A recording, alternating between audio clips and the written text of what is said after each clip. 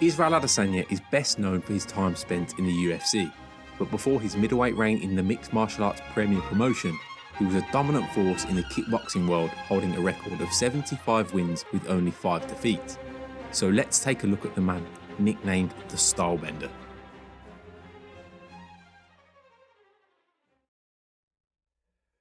It's always good to look at the start of a fighter's career to see what they had to work with in the beginning. Isreal had attributes for the weight, being tall and rangy, and he was athletic. It was clear to see he had talent even in the early days.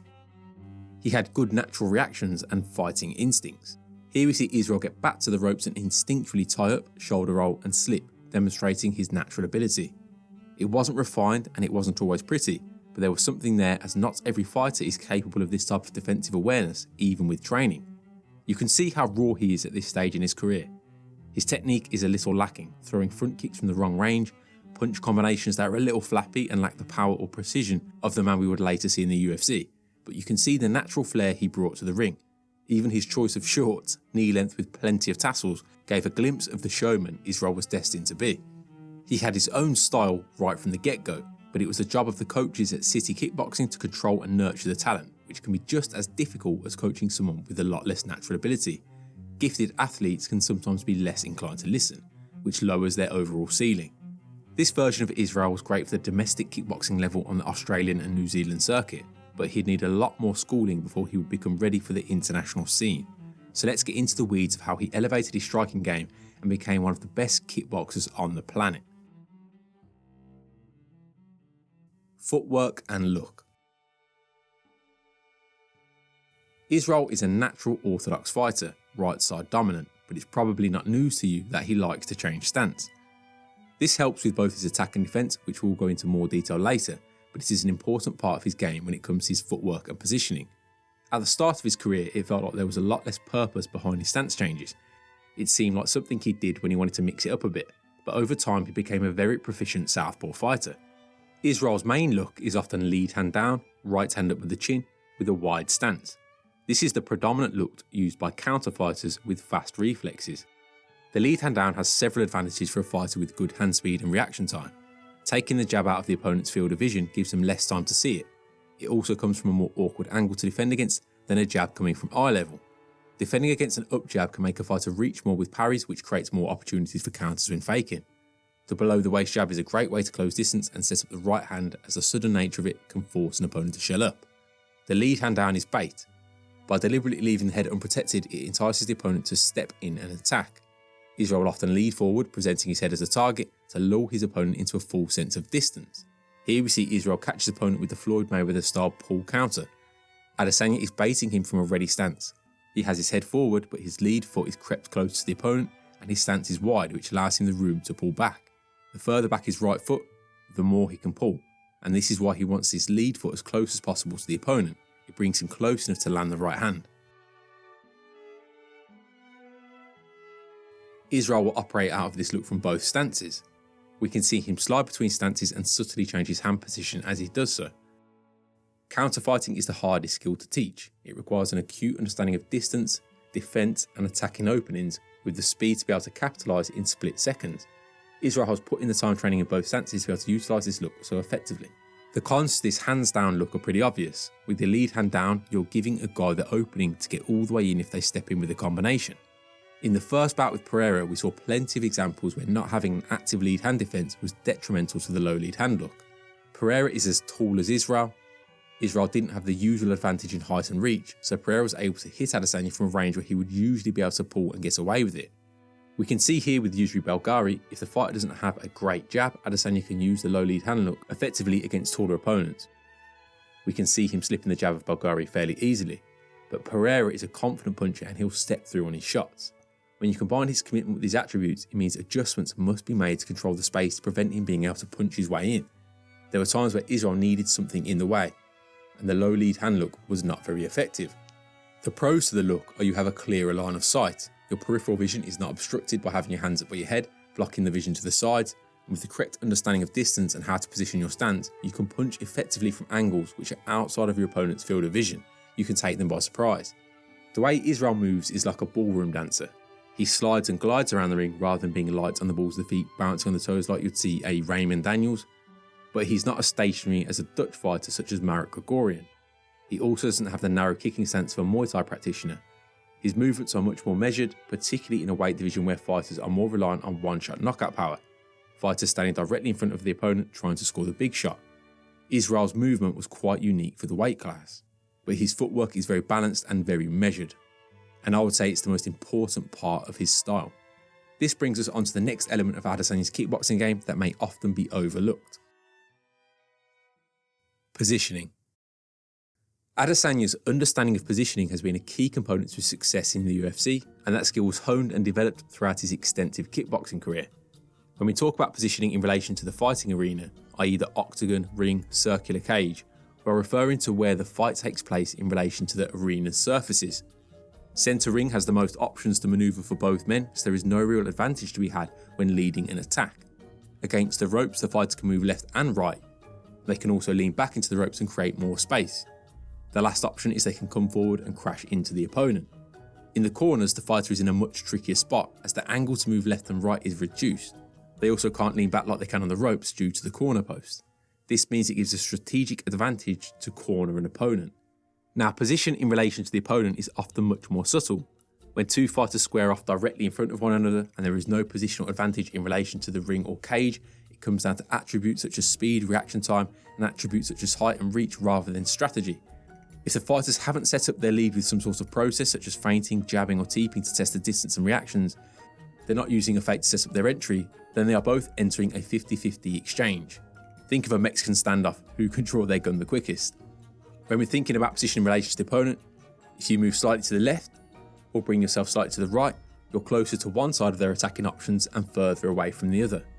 Now, if a fighter uses footwork to create an attacking angle, or they can create movement in their opponent and time their steps, then they can catch them out of position and unready to attack. That itself is the advantage. Isreal always knows where he is in relation to his opponent and the ring or cage surface. He has very good positional awareness. He knows when he's stood in front of an orthodox opponent, how close he is to the right hand. He understands when he needs to step off and reset the angle, and he knows where to exit to after an attack. Here is he subtly reset the foot position, taking a small step back and to his right to make himself just outside of the right hand. He then steps back with the lead arm control as Pereira lunges forward with the 1-2. Izzy is then back to the ropes and knows he needs to do something, so he initiates his own attack using a 2-1 to get off the ropes and regain the lost ground. Now, something we would see Adesanya do with regularity in kickboxing was step back to southpaw to create distance between him and the right hand of an orthodox opponent. This is a deliberate stance change to take himself further away from the opponent's power side. Here, Isreal lands a jab to the body from orthodox. The opponent attempts a counter hook. Isreal assesses the situation for a second, probably weighing up whether it's a good time to go again. Deciding the opponent is a little too ready, he chooses to reset by moving back to his right, moving away from the right hand. He does this whilst changing back to southpaw, which creates more room between him and the right hand.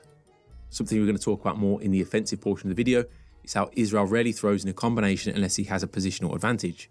He likes to attack from long range, stab with the single shots until he feels his opponent is in a defensive mindset, or he's going to create an angle first before attacking. Here we see Isreal lead with a left high kick from orthodox. He drops back to southpaw. Isreal begins moving to his left toward the power side, which is considered risky, but Isreal makes sure to get back and to the left at a 45-degree angle to alleviate the danger. He's bringing himself slightly further away from the power side. He throws the 2-1, catches the opponent, and then exits back on a 45, but this time from orthodox on the opposite side. The opponent advances to try and press Isreal towards the ropes. Again, Isreal drops back to create space and angle off, but this time he uses the footwork to shift his feet back to orthodox and catch his opponent as he stepped in. He throws a 1-2-3, but his opponent was ready and attempted to exchange with Isreal, throwing his own 1-2. This is where creating an angle pays off, as Isreal has created enough distance between him and the right hand by coming on a 45-degree angle to take away most of the heat from the punch. Now, Isreal knows how to use the ring to his advantage. He loves using the ropes to create leverage. Here we see Isreal low kick from orthodox. Pereira steps in to advance. He throws the jab, which falls short as Adesanya reacts by stepping back. Isreal has put too much weight into his back foot and has put himself slightly off balance. To correct this, Isreal springs back to southpaw momentarily, but due to the ropes being behind him, he must almost square his stance and use his left leg to push off laterally and back to orthodox. As he's then in a corner, facing the left hook if he moves to his right and the right hand if he moves to his left, he then shifts back to southpaw as he throws a left hand. This does three things. It creates more space from the right hand, makes the left hook be towards the closed side of Isreal's stance, and the shuffle footwork brings Isreal closer as he throws the left hand. It also makes the punch offbeat, which catches Pereira by surprise. Isreal throws a 2-1 into a left kick, which attacks the open side of Pereira's orthodox stance. Isreal then returns to orthodox as he lands. The stance changes are not random, and he uses it to get out of precarious situations. On this occasion, it stopped Isreal from being counterpunched by Pereira after landing his low kick, and it prevented Isreal being trapped in the corner. Sure, he landed some scoring shots off the back of it, but they weren't meant to cause massive damage. The main intention was to prevent his opponent from mounting a fence. As mentioned, the positioning plays a direct role in Izzy's attack and defence, so let's break down into further detail his defensive skills and his attacking strategy. Let's start with his defence. Outside of Adesanya's natural athleticism, he has all the fundamentals down when it comes to defence. His lone win over Alex Pereira was a counterpunch from the high guard, the most basic form of a physical defence. A physical defence means making contact with the strike when defending, such as blocking or parrying. When we break defence down into components, we start at the feet. Moving out of the way by stepping or jumping back is the simplest form of defence, making the attack miss completely. The obvious pro of this defence is a fighter takes no impact. The major contra footwork from a defensive perspective is that in a confined area such as a ring or cage, this may not always be viable. You can get backed up to the ropes or cage wall where you can no longer move backwards. The con from an offensive standpoint is by moving out of the way, the fighter brings themselves out of range to counter back. Isreal will utilise footwork as his primary form of defence. But as Isreal settles into the fight, he'll begin to look to counter-fight and exchange more, and this is where the physical controls and more offensive-minded defensive options like slipping become part of his arsenal. In the bout with Yusri Belgari, we can see Izzy slip multiple straight punches. He chooses to operate with a low lead hand, which as talked about earlier improves his peripheral vision, and it allows him to see the oncoming strikes more easily. Once he has the confidence in his timing, he can then begin to slip and pick counter-punching opportunities. Slipping allows a fighter to stay in the mid to close range, meaning they can apply more pressure. I would say the thing Isreal does almost better than anyone is control distance. He is masterful at finding his range and taking it away from his opponent. Physical controls aren't always pretty. Extending your arms out to jam opponents' punches or grabbing them to tie up in a clinch may feel awkward for both fighters, but it is extremely effective. Isreal uses these things to disrupt the opponent's rhythm and make it difficult for them to gain momentum. I think many opponents that face Isreal in kickboxing would describe him as awkward. Kickboxing is fought under similar rules as boxing when it comes to clinching, so most organisations do not allow it. This means that it can be used as a stall tactic to slow down the pace of a fight, which isn't always fan-friendly, but it's important when you're fighting dangerous opponents. When Isreal won the Heavyweight King in the Ring tournament, he faced off against the Goliath 6'6" plus 100kg giant of a man. Well, a giant compared to the usual 185-pound men that Isreal would be competing against. Isreal took a bit of a risk jumping up to heavyweight, but it paid off. Due to the size advantage his opponent possessed, it would have been unwise for Isreal to stand and trade with him. Instead of looking to counter-fight, Isreal opted to move or tie up. His defence revolved around not being hit, and if things got a little bit hairy, then he would need to make himself as awkward a target as possible to not be hit cleanly. Isreal ended the fight with his precise punching, but it was his defensive acumen that allowed him to weather the storm in the early going. His opponent rushing in and trying to force the issue, hoping Izzy would oblige in the exchanges, he used his opponent's aggression against him. Fighting in a smart way is particularly important when giving up physical advantages to your opponent. Isreal's use of frames is a major component in his defensive game, and he's especially good at using them when leaning against the ropes. To say that someone is on the ropes is an idiom to suggest that means they are near to giving up or being defeated, but Isreal knows how to use the ropes to his advantage. The ropes afford him an extra few inches to lean into, making his opponent's punches fall short. When he combines this with controls, using stiff arms to literally keep his opponent at arm's length, he can make himself very difficult to hit cleanly.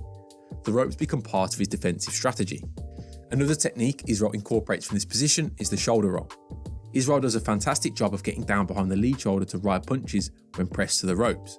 This is another important skill to possess when choosing to fight with a low lead hand, as the shoulder becomes the next line of defence. Getting down behind the lead shoulder is an incredibly useful skill to have, even if not utilising a Philly shell, as it can be the last line of defence if a fighter is trying to counterpunch you and you can't get the hand back to your face in time. Here we see Isreal try to counterpunch and disrupt his opponent's combination. He pulls the first jab, sees an opening, but his opponent follows with the right hand offbeat.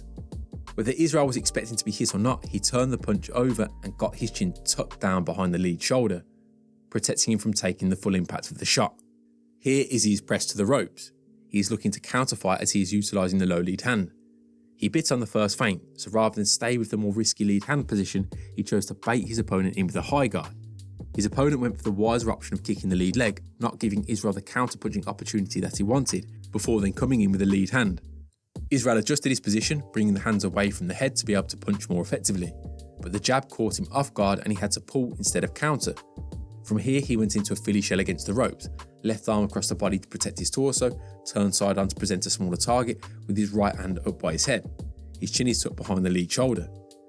He rides the punch combination, not taking a single clean hit, before his opponent decides better of it and disengages. Shoulder roll does the job. Isreal has a defensive manoeuvre for all occasions and can adjust it in the moment depending on what the opponent is doing. He might take a jab here or a low kick there, but he rarely gets caught with a clean, hurtful shot when he's being defensively responsible. The single knockout loss of his kickboxing career was due to Isreal entering the fray one too many times. This was a fight where Isreal had already scored an 8 count, which in a 3-round fight is pretty much a guaranteed win in the scorecards had Isreal decided to fight more conservatively afterwards. Isreal being Isreal wasn't satisfied with the decision, smelt the blood and wanted a finish. Pereira is a man that you simply cannot fight in a reckless way, and unfortunately for Isreal, he paid the price on this occasion. Now this brings us on to the more exciting aspect of the Stylebender's game: offense. This segment could quite easily be a highlight reel of Adesanya styling on people under the kickboxing rule set. Liver shots, flying knees, tornado kicks, slip to right hand, you name it, Adesanya has done it. With 75 wins on the record, what do you expect? Isreal's brilliant offensive game isn't just because of his masterful technique, but his gamesmanship and psychological tactics. He knows how to get inside of his opponent's head before the first bell sounds. Isreal exudes confidence, and that is an intimidating quality when you are the bloke stood half naked across the ring, feeling the cold on your legs as you await the man dancing his way to the ring to meet you. Isreal then vaults over the ropes, looks you dead in the eye, and begins to verbally stab. "Do you want to be here?" can quickly turn into "Do I want to be here?" This confidence comes from experience. The more experience Isreal gained, the more refined his technique became, the more his confidence grew. On the technical side of things, we can see Isreal has all the fundamentals down to a T. Isreal is a counter fighter and he performs well against more aggressive opponents. If an opponent is willing to come forward and step into range, it does half the job for him. We saw how the over-aggression of Pereira cost him in the UFC rematch, and it nearly cost him in their second kickboxing bout. As much as Isreal likes the opponent to lead, he obviously has to lead himself at times, and he is exceptionally good at it. His high percentage leads are techniques that maximise his range, such as the jab, the left kick and the right low kick. The right low kick is a staple and it pairs perfectly with the left high kick. Attacking both sides of the body from distance makes it difficult for an opponent to know where to put their weight to defend. It offsets their balance. Do they put their weight into the back leg to check the low kick? Or do they put their weight into the front foot, lifting their rear leg to check, or put their weight into their back foot to lean and evade the left kick? A left high kick can't be disregarded and it has to be defended. It can take an orthodox fighter's right hand out of play due to them needing it by their head ready to defend, and due to it attacking their closed side, it can often catch them by surprise. So he has two lateral attacks to offset the balance with the right low kick and the left high kick, and then he has the jab attacking the centre line. Isreal combines these techniques to keep his opponent stuck in front. Step left and you get jabbed or booted in the leg. Step right to avoid the right hand or the right low kick and you get left kicked. One to step in and you get a stinging jab down the middle. Another important thing to note is his leads are all stinging shots. His low kick is sharp and thudding. His jab will snap the head back, and his left high kick can end a fight with one shot. He can get the respect of his opponent from distance. These strikes keep the opponent tentative. Isreal's understanding of positioning and range dictate his shot selection until he feels ready to unload a combination on an opponent that's become frozen behind the high guard. The showmanship, the hard shots from distance, the sharp counters can turn an opponent into a deer in the headlights. In this bout, we saw Isreal pick at Indai from distance using the tactics we've spoken about. The opponent is attempting to close distance by trying to step in behind a high guard, but he simply can't hit the target. He cannot find Isreal. It doesn't take long before he's biting on every Adesanya twitch and feint. Isreal, of course, is still sensible. He respects the opponent. He touches the guard before digging to the body, freezing the opponent's hands to his head, and makes sure to get back to distance with the control, extending his lead arm to obstruct the path. The finish is a great example of a high-level striker taking their time and picking the correct openings. There are loads of examples of Isreal just freezing up opponents stood in front of him, looking completely lost in the ring. Now, being able to fight out of both stances became a seamless part of Isreal's game.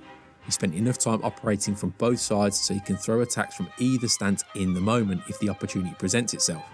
Here we see Isreal get back to the ropes after leading with a low kick. He squares his stance to give himself the option of moving laterally either side with speed. His opponent steps in with an overhand and Isreal slides back to his left to evade, bringing himself into southpaw stance as he does so. Without hesitation, he fires a left straight into a right hook before a flying knee which floors his opponent. This is pretty impressive stuff for a man that's not fighting in his natural stance. Here we see Isreal use a similar stance switch to jump knee sequence against New Zealand veteran Jamie Eads. Israel's process begins from feinting Eads out. He uses a pump of the shoulder and the lead hand, paired with the step in. Eads takes the bait and looks to attempt a rear side kick, but upon realising this was a feint, he hesitates mid-kick. Isreal then uses a double switch which backs Eads up. Israel's jab process begins again. First, a committed jab after a feint. Then a feint which Eads bites on and goes to parry. Then a more committed feint which Eads bites on big and attempts a massive overhand which misses by a mile into a lead hook. Again, Eads is miles off the mark. This is putting hesitation and doubt in his mind. He can't get into a rhythm and he can't find the target. Isreal then uses the shuffle footwork but this time stays in southpaw. He has outside lead foot position which lines up the left straight and he propels himself forward into a 2-3 which forces Eads back behind a high guard to shield himself. Isreal then recorrects his footwork back to southpaw and uses the momentum of Eads moving back to usher him to the ropes whilst touching his guard to keep his hands up by his head before slotting a left knee to the body which drops him for the count. Isreal's understanding of going through a process, testing the opponent's defensive habits and offensive leads before committing with a combination, his ability to pick at an opponent from just on the edge of range, and his awareness of position, again where he's in relation to both his opponent and the ring, all come together to create the style bender.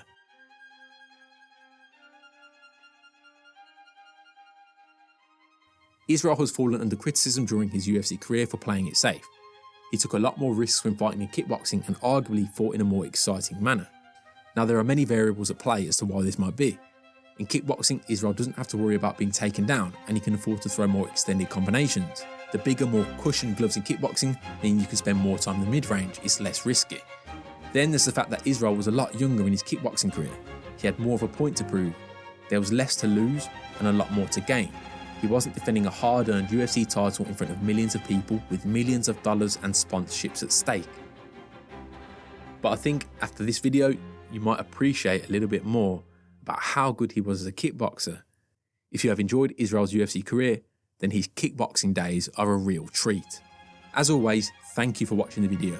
If you've made it this far, then I'd recommend heading over to the Pro Striking Patreon, where many of the components mentioned in this video, such as positioning and technique, are broken down into further detail. The link is in the bio. Pro Striking appreciates you more than watching Isreal Adesanya blast through a heavyweight. Roberts catches the kick. Here's a left hook from Adesanya. Roberts has been checked.